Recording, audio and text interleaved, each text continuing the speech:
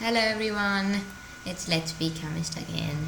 I'm Rion Milroy. So it's a long time being meeting with you all again.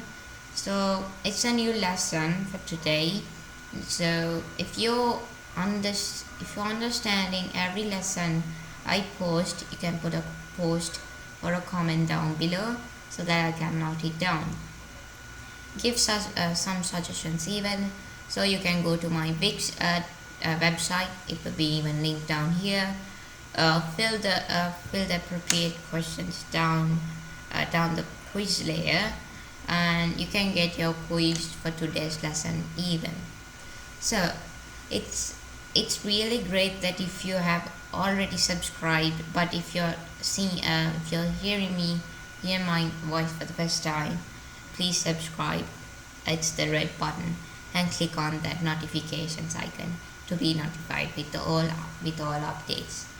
So if you hit me to 1,000 subscribers, I'm going to do a 2-hour lesson with all my favorite experiments. So it's gonna be 2 hours, a live session. So if you want to participate, you can just join my Telegram group or the channel and give your name, so you can be update with our newest updates. So I'll link down the Telegram link even, so that you can join. Please note that if you are spam any other criminal nefarious activities being done by you will be automatically banned. Please note it's an chemistry lesson, not any other. And please do not try to contact our partners even. So let's move into our lessons. It's a bit easy even, but let's see. Let's go to the slides. Okay, we are going to talk about reactions. It's really exciting. So that we have two types of reactions. There are exothermic reactions and large scale reactions. So now we are going to exothermic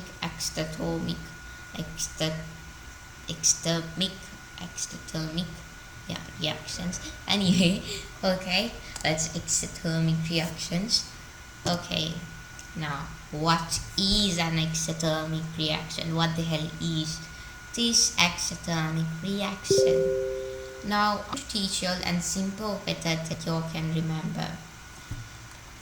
It's easy so that you can study it every day. Now I'm going to talk about 2 reactions only, and because it's going to be a bit complicated if I move on to some reactions. So I'm going to do more reactions in the future even, so stay tuned. So here is an answer.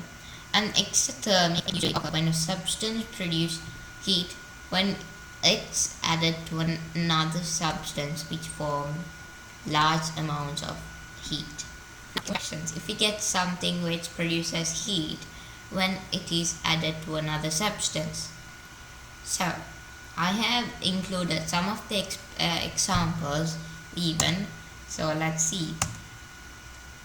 Sodium hydroxide and water reacts and produce heat. So there are too many ands, do not worry. So it produces an exothermic reaction. Normally we say when a large amount of heat is produced when 2 substances are added, it's an exothermic reaction. So now we are going to go to large scale reactions. So large scale reactions are bit easy and not going to be a bit complicated as this. I think it's not complicated even. So again, a large scale reactions are done in an area where there is large space. So a large scale reactions usually are done in a area where is lot of space. there should be a lot of area to do. So some of the examples I have included, there are sulfuric acid and sugar produces carbon. The amount production will be released considering the amount of sugar added. Now these reactions should be done in a large scale and very ventilated area. So large scale reactions are sometimes done in sulfuric example, which is here.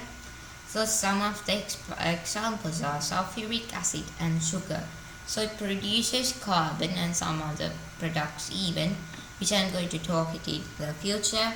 So it produces large amount of carbons considering the amount of sugar you added. So let's see what's next.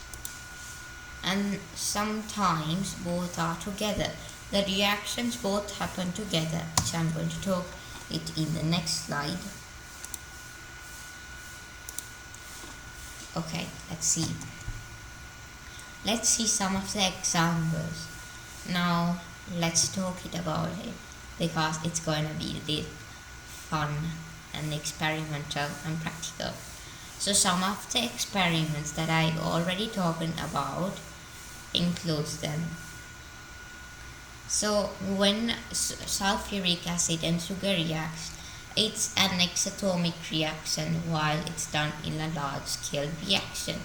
So it should be done in a large place or an area. So large scale reactions. So the both happen together. It's much more pretty easy if we consider more. So let's revise what we did. We did about exatomic reactions where when two substances are added they produce heat, and then we talked about large scale reactions where you need a large amount of space or an area to be done. So some of the experiments or some of the practicals have been done for exothermic reactions are sodium hydroxide and water. And the next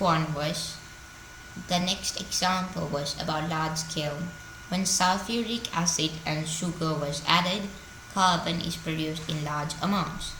So considering the sugar, you can increase the amount of carbon which is produced or decrease the amount. So sometimes both reactions happen together. So that's it for today, and I need to thank today's sponsor. It's Lingoda. You can find every languages from business English, Spanish, French, etc. So you can go to the Lingoda website and purchase your monthly one, and I really experienced it. And you can find today's quiz by going to my week's website, which is linked down below. You can go it and fill the appropriate questions in the below website. You can find the paper. So for today's paper, it's a new quiz. So you can type a new lesson with Let's Be Chemist quiz or or the third lesson or anything like that. Mention the date if you're putting your name or anything like that to the quiz, and you can join my Telegram group or the channel to get updated. And thank you for staying with us a long time, and God bless you and stay safe. It was me, Bjorn and Roy.